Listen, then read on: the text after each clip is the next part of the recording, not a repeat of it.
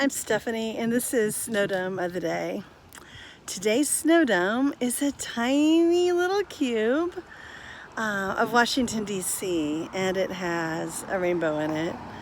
I picked it for the rainbow, but Todd has pointed out I do really like the little tiny cubes. The rainbow is for Pride Day. Yesterday, June 28th, was the anniversary of Stonewall, which some people say is a demonstration, others know to have been a riot. That could be said in the pejorative sense or in the celebratory sense. The net effect was that a civil rights movement was confirmed, congealed, and set on its course. So yesterday we marked that anniversary and the anniversary of the congregation where I serve, St. Paul Benson, becoming a reconciling congregation in the United Methodist Church. Reconciling congregations are United Methodist churches that make the extra effort to say that they are specifically affirming of the LGBTQ community.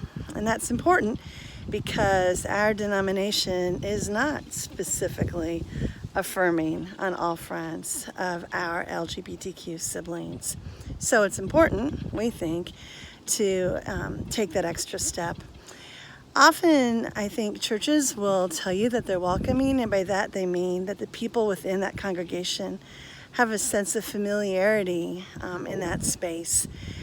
But when we say that we're a reconciling congregation, we are saying that we're trying to make that extra effort to affirm the full personhood of all who enter, and specifically make the effort to affirm the personhood of those who have been marginalized.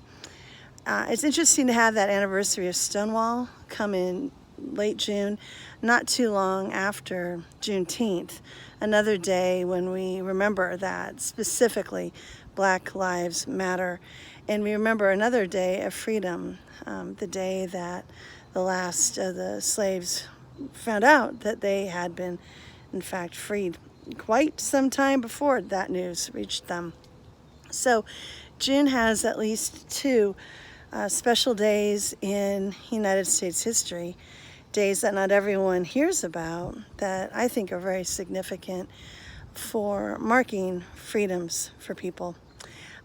This rainbow also celebrates the Supreme Court ruling recently that affirms civil rights in the workplace for the LGBTQ community, which is also really great news. So today, I look at this dome, I celebrate that rainbow, and I remember in our tradition, God's promise that we will never be forgotten.